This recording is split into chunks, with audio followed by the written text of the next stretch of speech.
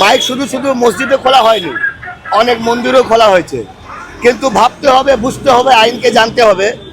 আজ পর্যন্ত যতগুলো মামলা সাউন্ড পলিউশন নিয়ে মাইকের জন্য বিভিন্ন হাইকোর্ট অথবা মাননীয় সুপ্রিম কোর্টে হয়েছে, আজ পর্যন্ত কোনো মামলায় কোনো একটা ওয়ার্ডের সিঙ্গেল বিস্পার গল্প নেই যে আপনাকে মাইকটা খুলতে হবে। এটা কোনো মেমো নেই, কোনো নোটিফিকেশন নেই, কোনো রাজ্য সরকারের অর্ডার নেই। তার সত্ত্বেও যদি এনারা করছেন, আমি ওনাদেরকে আইনভাবে অ্যাপিল করব যে আপনারা দয়া করে, যদি আইনের মধ্যে আছে যে মন্দির মসজিদ গুরুদুয়ারাতে মাইক খোলা যায়, তাহলে আপনি সেই প্রস্তুতিটা নিন। কিন্তু সুপ্রিম কোর্টের অথবা হাইকোর্টের যে রায় আছে, সেই রায়ের মধ্যে নির্দিষ্ট লেখা আছে যে zone wise, industrial zone, commercial zone, residential zone, silence zone, ওই জোন ওয়াইজে ডেসিবেলের মাধ্যমে আপনারা আওয়াজটা ব্যবহার করুন, অন্য কাউকে ক্ষতি না হয়। এই রায়টা আমরা মেনে চলছি।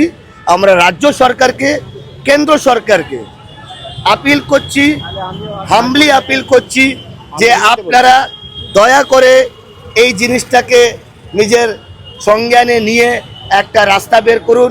কথার মাধ্যমে, আলোচনার মাধ্যমে আমি আশা করি আমাদের মাননীয় মুখ্যমন্ত্রী সহ কেন্দ্র সরকার পর্যন্ত এই কথা যাবে, আর ওনারা এই জিনিসের বিষয়তে আলোচনার মাধ্যমে একটা কোনো সিদ্ধান্ত নেবে।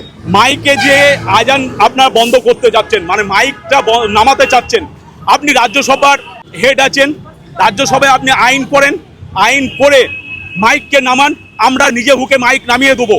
আপনারা সেই আইনটা করেন কেন? পরিবেশ দপ্তর মানে পরিবেশ বিভাগ এতে সাউন্ড পলিউশনে রাত 10টা থেকে 6টা পর্যন্ত মাইকিং বন্ধ আছে। তার আগে একটা ভাগ করে দিয়েছে জাস্টিস ভগবত প্রসাদ ব্যানার্জি 1996 সালে যে অর্ডার আছে, তারপর 2000 সালে সুপ্রিম কোর্টের অর্ডার আছে।